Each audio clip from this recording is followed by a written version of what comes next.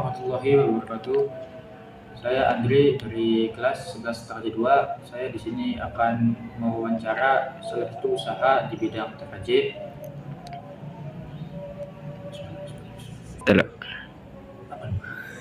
Saya di sini melaksanakan tugas kewirausahaan di bidang TKJ yang ditugaskan atau disuruh oleh Ibu Uis selaku guru kewirausahaan kelas 11 Teraja 2. Baik, kita langsung saja mewawancarai selaku atau pelaku pengusaha di bidang TKJ.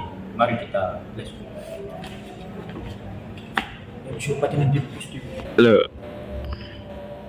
Baik, saya sudah berada di lokasi dan ini adalah Bapak Rianto selaku pemilik ataupun yang mengurus usaha komputer di sini.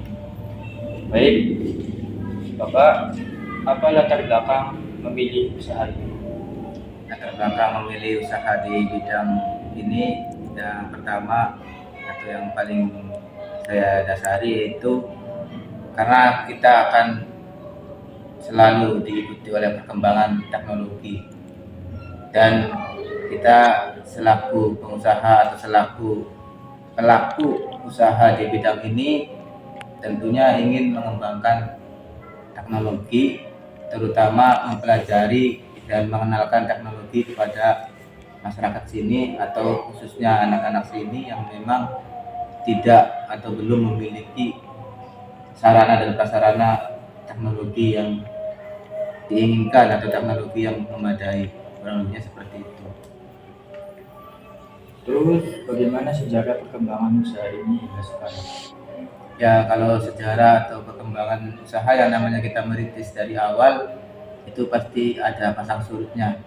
Ada yang namanya sepi, kadang rame, apalagi sekarang usaha ini tersaingi oleh semakin banyaknya handphone yang memang mendukung untuk kayak bermain game, edit video dan lain-lain. Itu sekarang sudah tidak perlu lagi ke warnet, tidak perlu lagi ke komputer, tapi sudah bisa di HP. Jadi ya saya patut bersyukur saja dengan apa yang berjalan sekarang, dan tentunya tetap konsisten dengan usaha yang saya jalani. Terus pertanyaan yang ketiga yaitu apa kendala yang dialami selama menjalani usaha ini?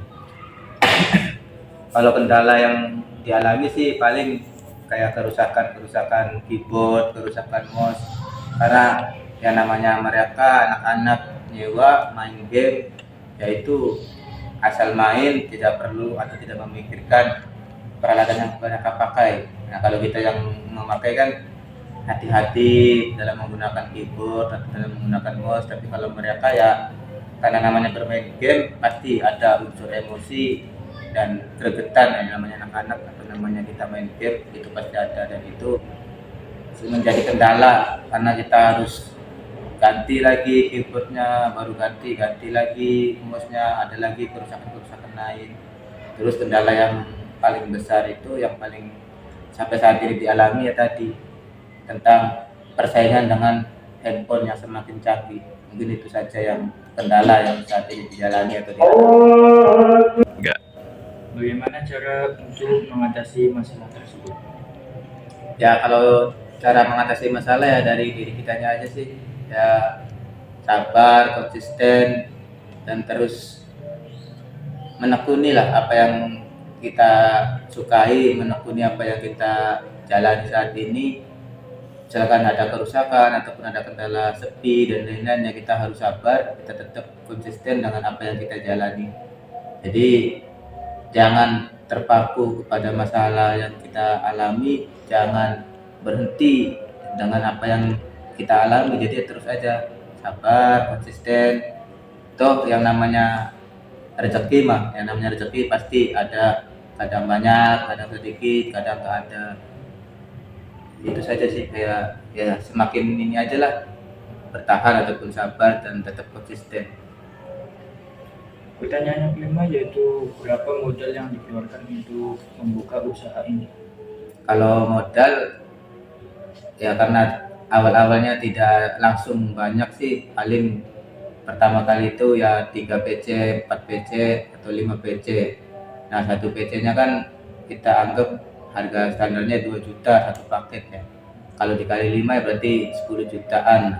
Itu modal awal yang dikeluarkan untuk usaha ini ya, segitu 10 jutaan. Terus pertanyaan keenam, berapa penghasilan per bulan atau per hari? Ya kalau penghasilan sih tergantung yang make atau tergantung yang nyewanya. Kalau misalkan lagi rame ya sehari bisa dapat 200, 300. Ya standarnya paling dapat 150, 200 per harinya itu kalau lagi rame. Kalau lagi sepi ya kadang-kadang cuma dapat 20.000, dapat 30.000 kalau lagi sepi. Terus apa saja suka dukanya selama menjalani usaha ini? Kalau suka duka masing-masing orang beda-beda sih ya Mas ya. Tapi kalau misalkan sukanya ya kita senang aja, rame, ada anak main atau anak nyewa usaha kita, terus kita bisa mengenalkan mereka di dunia teknologi, sedangkan mereka di rumah kan belum terjangkau harga teknologinya. Kalau dukanya ya mungkin capek aja sih, capek karena ya tadi mau dibilangin juga ya usahanya kitanya seperti ini, kalau dilarang banting-banting keyboard atau banting-banting mouse ya mereka nanti nggak main lagi ke sini. Jadi dukanya yang mungkin harus lebih sabar aja sih sama ngadepin konsumen yang seperti itu. Terus pertanyaan ke-8, apakah sebelumnya pernah berpikir atau berkeinginan untuk membuka usaha lain selain usaha ini?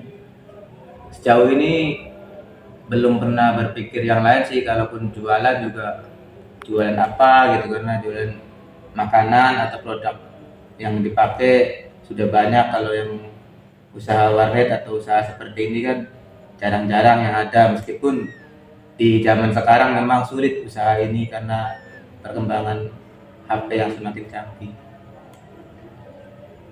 Terus pertanyaan ke-8, apakah memiliki cabang lain selain yang dikelola?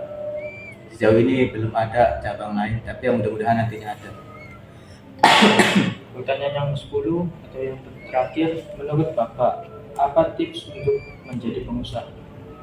Ya kalau tips jadi pengusaha, karena saya juga belum jadi pengusaha ya mungkin yang saat ini saya jalani kuncinya cuma konsisten aja sih dengan apa yang kita jalani. Artinya kita niat awalnya mau apa, mau ke A ya sudah konsisten dengan pilihan kita yang A. Kalau misalkan ganti-ganti ya nantinya nggak konsisten, terlalu banyak tenaga yang dibuang, terlalu banyak waktu yang dibuang, tapi hasilnya nanti sedikit. Kenapa sedikitnya? Karena terlalu banyak memikirkan yang lain. Tapi kalau kita konsisten fokus ke satu tujuan ya mudah-mudahan ada hasil yang ingin kita capainya. Mungkin itu saja sih kunci saya mah, konsisten aja terhadap apa yang kita jalani saat ini, apa yang kita lakukan, apa yang kita usaha yang kita jalani saat ini tuh konsisten aja. Itu saja sih Mas mungkin. Baik, terima kasih atas jawaban dari wawancara ini. Terima kasih juga karena sudah mau diwawancara dengan saya. Dan terima kasih juga atas tips yang diberikan kepada saya dan teman saya pribadi. Dan mungkin teman-teman saya juga nanti akan terbantu juga atas tips dari Bapak.